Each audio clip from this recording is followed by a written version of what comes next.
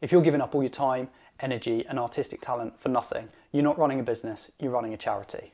And not even a good one. At least charities get tax breaks. So if that's you, right now, your photography is basically a sponsored hobby, not a business. And I want to try and help you to fix that now. The thing is, this point is where so many photographers get stuck at. They're charging mates rates because they're afraid to charge more and to ask for more money from people. But if you're completely burnt out and thinking, I'm never going to actually be able to make a living out of this, you might as well be a volunteer.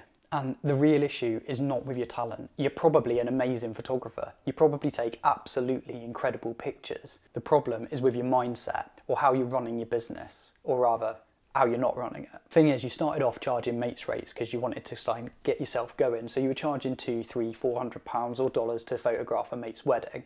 And that's okay for your first wedding, maybe your first two even. But you get stuck in a trap and then you start thinking, wow, I just need to work on my portfolio. I need to keep building my portfolio. Listen, if your portfolio gets updated more than Netflix, you're doing it wrong. And the ugly truth is that cheap prices don't attract more clients. They just attract the wrong kind of clients. Those clients tend to be the ones who are already pushing their budget to even book any photographer. They tend to be the people who will give you a headache, the ones that will cause you trouble, the ones that will be messaging you day and night and want Vogue covers for Greg's prices. And the thing is, you ain't a sausage roll.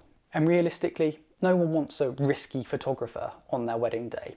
If I were booking a photographer, or any service for that matter, and I had a list of 5 people that I was considering choosing, I'd eliminate the bottom one almost straight away because I would make the assumption that the quality of their service, maybe even the quality of the actual products, the photography, wouldn't be as good as the others. So what do we do to fix it? How do we actually turn this around and turn our photography into a career?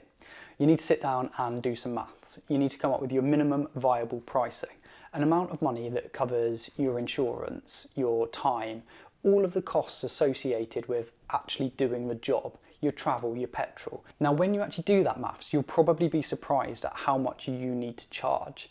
That figure will probably make you feel a bit uncomfortable.